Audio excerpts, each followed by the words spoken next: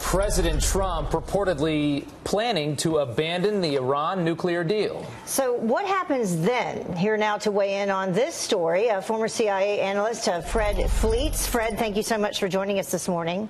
Good to be here. Now, the White House has not yet confirmed, in fact, that the president plans to make this declaration of non-certification on the Iran deal. But we do know that the president said that Iran has not lived up to the spirit of the agreement. What do you think that he will do, and what should he do?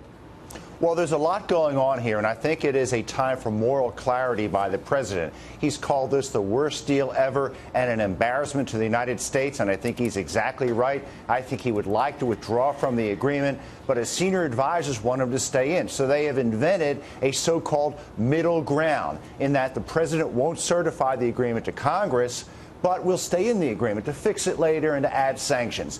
Let me put it very clearly. Unless H.R. McMaster, who's pushing this option, has a magic spell to hypnotize the Iranians into giving back the huge concessions they extracted from John Kerry and to massively improve this agreement, this is a fake option to make sure we never withdraw. My hope is the president does the right thing, completely withdraws, using a plan advanced by Ambassador John Bolton. Well, that's exactly what's driving everybody crazy now, and that's where all the confusion comes in. And we'll talk about a poll here in a second that shows that confusion. Is that you've got well-respected people, like his defense secretary Mattis, who just said, in front of I think a Senate committee that we should stay in this thing.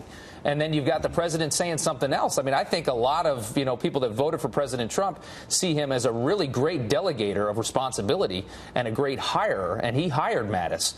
The confusion between them is not helping anything. Let's see that poll real quick just to show you. This is just a poll of voters in general, and you can see just how it's all over the place. 38% opposed leaving the deal, 35% support it, and 26%, a quarter of the people out there, have no idea what to do now.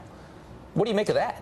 Well, it is very confusing. The problem is the foreign policy establishment does not want the U.S. to back out of this deal because they're worried about offending the Europeans. I'm sorry, Europe does not have a veto over U.S. foreign policy. Europe does not have a veto over the decisions of the President of the United States. It's a bad deal. If it's an embarrassment to the United States, the President should withdraw and not play games on risking maybe Congress will pass tough sanctions that will make it better. We're learning this week Congress probably won't do that. But here's the thing. Secretary Mattis is not the type who would kowtow to what people in Europe want or think is best for us. So why would he think that it's best to stay in this deal? That, I think, is the question people have.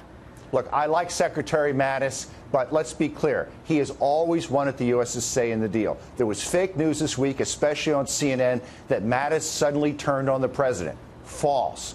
Mattis said in his confirmation hearing in January he wanted the U.S. to stay in. Unfortunately, Mattis is siding with the foreign policy establishment that just loves agreements, that doesn't like to withdraw from them.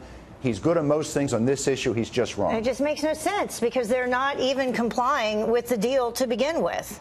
They are not complying, and I think that's an important point. They're not allowing inspections of military facilities. This is a major violation that the proponents of this deal they don't want to talk about. All right. Thank you, sir, very much for coming on this morning. We do appreciate it.